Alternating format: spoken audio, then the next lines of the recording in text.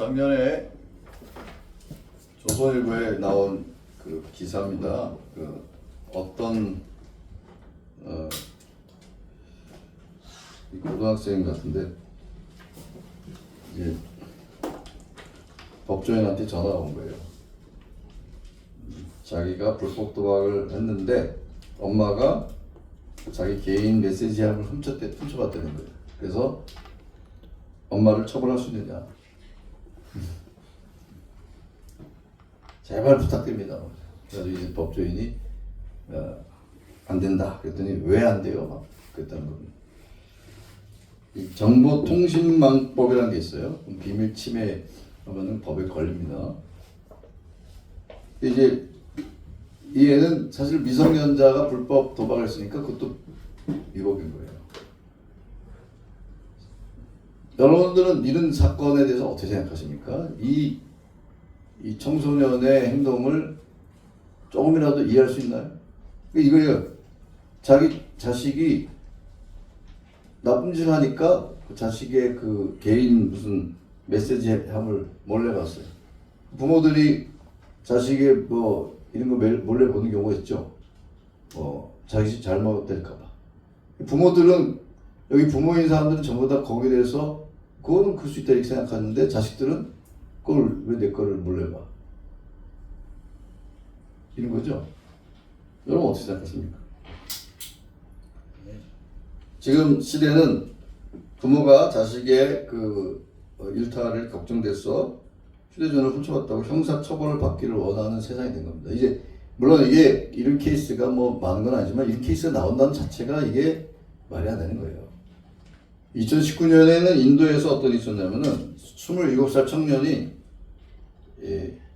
부모를 고소할 계획입니다. BBC 방송에 이제 보도인데 왜? 자기를 태어나게 했다고.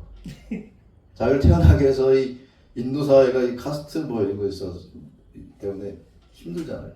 나를 이 세상에 이렇게 고통을 줘서 나는 이 부모를 고소한다. 이 뭐 말이 되는 얘기입니까? 네. 우리나라에서도 이상한 일이 있습니다. 우리나라 그 형사소송법 224조에는 자기의 그 부모, 자기 존속이죠, 존속. 혹은 배우자의 직계존속은 고소할 수 없게 돼 있어요. 직계존속은 존속이 뭐예요? 그 부모죠. 고소할 수 없게 돼 있어요, 우리나라 법에. 근데 한 대학 교수가 헌법 소원을 냈어요. 야, 이거 법의 평등 원칙에 위배된다. 근데 이 사람이 자기 엄마랑 굉장히 불화를 겪은 사람이에요. 좀 이해는 가죠. 자기 엄마를 고소하겠다는 거예요. 어머니를. 헌법 소원을 냈는데 이게 지금 2011년 얘기입니다. 지금은 모르겠어요. 2011년에 헌법재판관들 중에서 그래도 5명 위원이라고 판단했는데 하여튼 이게 수가 모자라가지고 그냥 그대로 존속한 걸로 돼 있습니다. 근데 시대가 이제 더 가면은 자식이 부모 고소하는 시대가 올지도 몰라요. 이런 거를 C.S. 루이스가 뭐라 그러냐면 인간 폐지라는 책이 있습니다. 혹시 읽어보셨어요? 그 인간 폐지라는 게 뭐냐면 인간이 지켜야 할 최소한의 그 우리가 상식, 룰 이런 게 폐지되는 거예요. 이 인간 폐지. 인간성의 말살이에요. 자식이 부모를 고소하고 부모가 자식을 고소하고 실제로 자식이 부모를 고소하는 경우들이 많이 있어요. 주로 무엇 때문이냐면은 상속 문제 때문에. 어떤 부모가 자기 자식 중에서 자기를 모셔온 자식한테 건물을 줬어요. 다른 자식들이 그 엄마를 고소했어요. 이런 경우들 있어요, 실제로.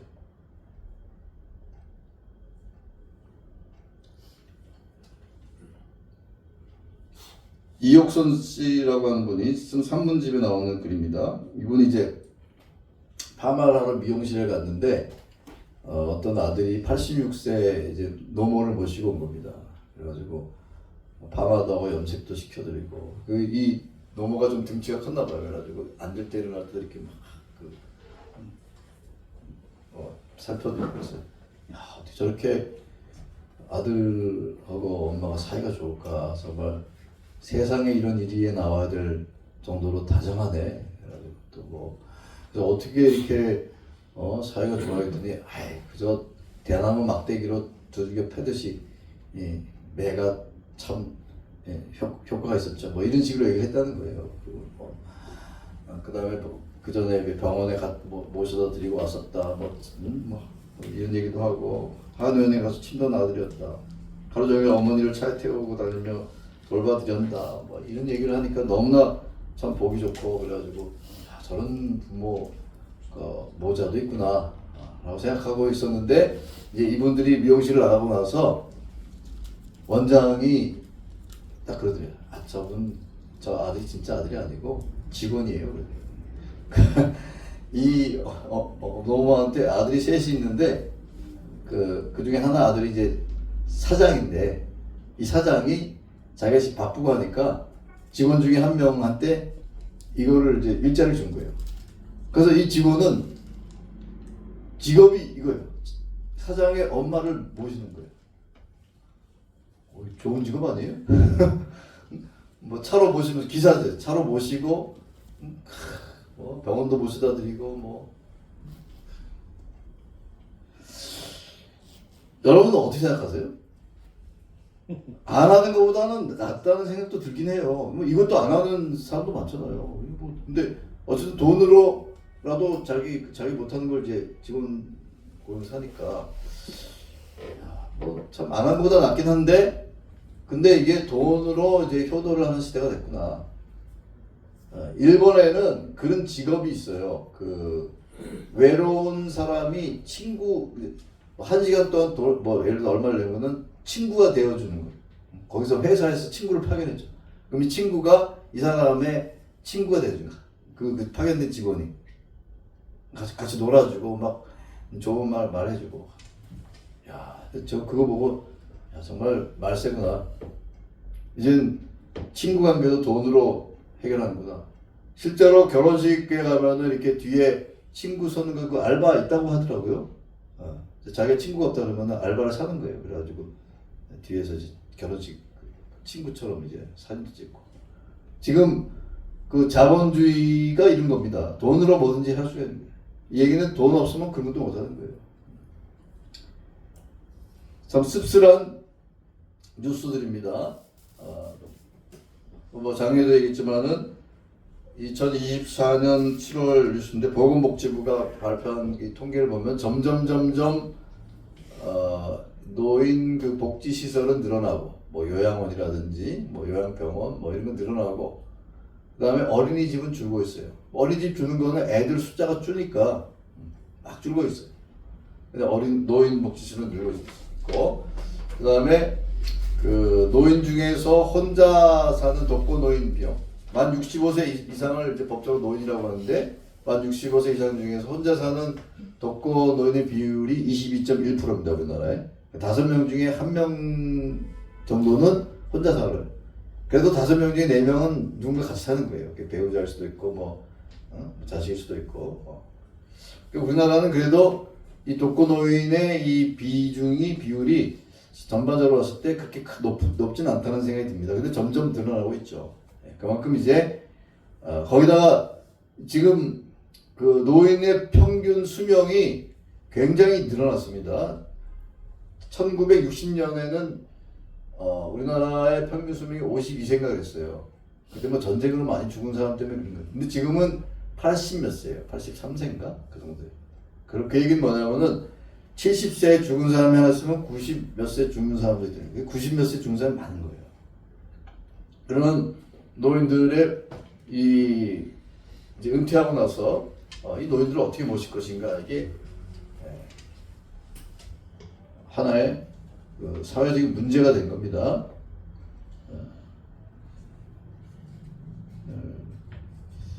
우리나라는 유교가 500년을 지배했죠. 이 유교는 어디서 왔습니까? 중국에서 왔어요. 근데 중국에서 유교가 왜 나왔을까 생각을 해보면은 중국이 땅덩이가 넓죠. 황제의 영향력이 미치지 않는 변방이 있는 거예요. 반란이 자주 일어납니다. 중국이 큰 나라에서 반란이 자주. 그러니까 이 유교의 아주 중요한 두 가지 사상은 뭐죠? 충과 효예요. 충과 효. 충은 군주에게 충성, 효는 부모에게 효도. 근데 충이나 효나 더 공통점이 있어요. 뭐죠? 밑에 사람이 윗사람을 향한 덕목입니다. 그러니까 충과 효라는 게 나쁘다고 볼 수는 없는데, 그런데 그러면은 충을 할 수 있는 그 군주한테도 신하들한테 자비를 베풀고 공의롭고 이런 걸 강조해야 되는데 그런 건 없는 거예요. 또 효도 마찬가지예요. 효도 자식들이 부모를 향해서 효를 해야 된다. 이거는 강조하지만 부모는 자식을 어떻게 하라 이런 얘기는 없죠. 근데 오늘 우리가 성경 읽어보니까 에베소서 우리가 방금 읽었는데 에베소서에 자녀들은 부모한테 이렇게 하라는 얘기도 있지만 부모는 자식한테 이렇게 하라는 얘기도 있죠. 그게 기독교가 틀린 겁니다. 기독교는 그래서 참 놀라운 거예요. 기독교는 권력을 가진 자, 위에 있는 사람한테도 이렇게 하라는 명령을 하는 거예요. 하나님의 말씀이 놀랍습니다. 그래서 유교 사회에 우리가 500년 지배를 받다 보니까 우리는 문화적으로 이렇게 충이나 효 이런 것에 대해서 상당히 이렇게 보편적으로 그런 가치들을 인정하고 있습니다. 그래서 기독교 신자들 중에서도 자기가 갖고 있는 생각이 기독교적인 사고가 아니라 유교로 똘똘 뭉친 사람들이 많아요. 이게 유교의 가치를 갖고 있는데 이걸 기독교라고 착각하는 사람도 많아요. 저는 그렇게 생각합니다. 그래서 분명히 명백하게 잘못됐는데도 막 끝까지 이렇게 막 충성을 바치고 이게 잘못된 거죠. 그래서 우리 그리스도인들은 성경이 얘기하는 것을 제대로 듣고 하나님의 뜻이 무엇인지를 올바로 알 필요가 있습니다. 그래야지 우리의 삶이 올바른 방향으로 나갈 수가 있는 것이. 성경적 가치관은 유교하고 분명히 틀려요. 유교도 효를 얘기하지만 유교의 효는 이게 모든 이 목적이 그거예요. 근데 성경은 그냥 출발점일 뿐이에요. 그 궁극적 목적이 아니에요. 그래서 오늘 이 말씀을 우리가 살펴보려고 하는 겁니다.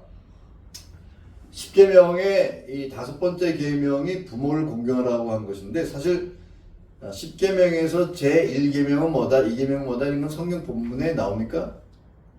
안 나와요. 그냥 10계명이란 말은 그냥 아슈렛 핫드와림이란 말은 그냥 10개의 말씀이라는 뜻이에요. 근데 10개의 말씀이 뭔지에 대해서는 성경이 얘기를 하지 않아요. 그래서 유대교와 카톨릭과 개신교는 다 1계명이 뭐다, 2계명이 뭐다 이게 다 틀려요.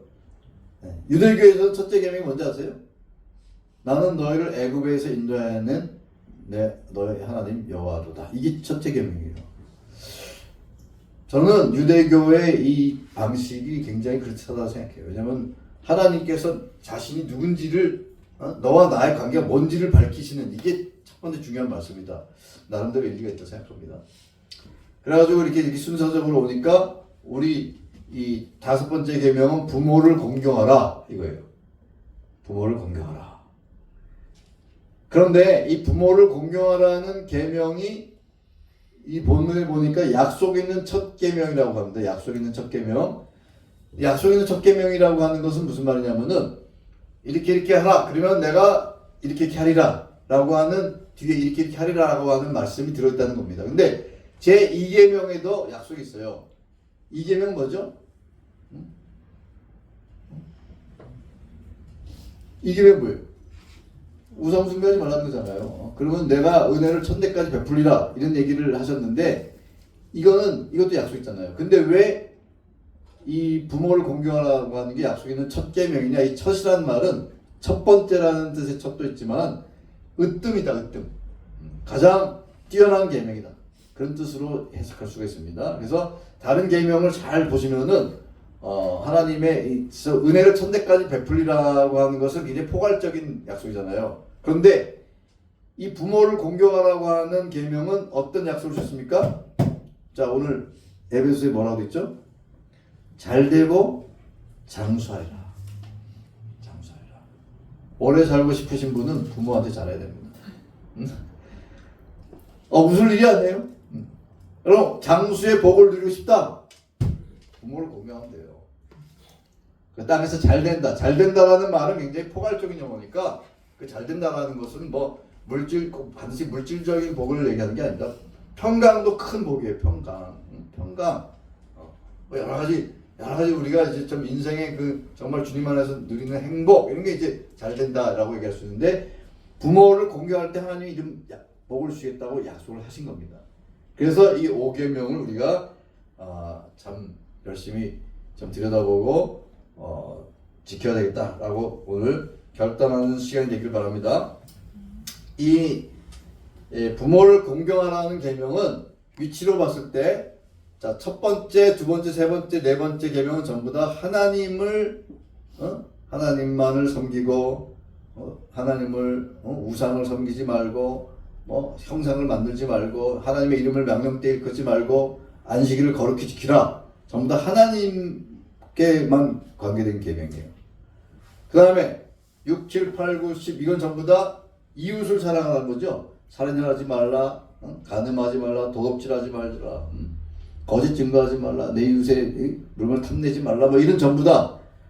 그리고 놀라운 것은 처음에 하나님이라는 단어가 처음부터 쭉 나오는데 어디까지 나오냐면 부모를 공경하라까지만 나옵니다. 엘로힘이라는 단어가. 6부부터는 그 하나님이라는 단어가 안 나와요. 잘 보세요.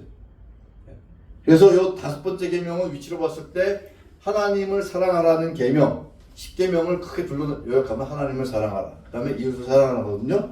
이 두 계명 사이에 연결고리 같은 역할을 하는 겁니다. 위치적으로. 그만큼 위치상으로도 중요하고 왜 그러면은 이웃을 사랑하라고 하는 이 계명 우리가 예수님이 이제 부자청년하고 얘기하실 때도 하나님의 말씀을 줄여가지고 두 가지로 한 것이 뭐예요? 하나님을 사랑하라, 이웃을 사랑하라 이거거든요. 하나님을 사랑하라, 이웃을 사랑하라. 모든 하나님의 말씀을 줄이면 10계명이 되는 거고 10계명을 또 줄이면 하나님을 사랑하라, 이웃을 사랑하라 이 두 가지. 근데 하나님을 사랑하라는 것이 1번부터 4번까지 나오고 그 다음에 5번째부터 10번째까지는 이웃을 사랑하라. 근데 이웃을 사랑하라는 이 계명에 가장 먼저 나오는 게 뭐예요? 부모를 공경하라. 이 얘기는 뭡니까? 부모를 공경하는 것이 이웃 사랑의 출발점이 되는 겁니다. 여러분들이 그 엄마 배에서 안 나오신 분은 물구나무 한번 써보세요.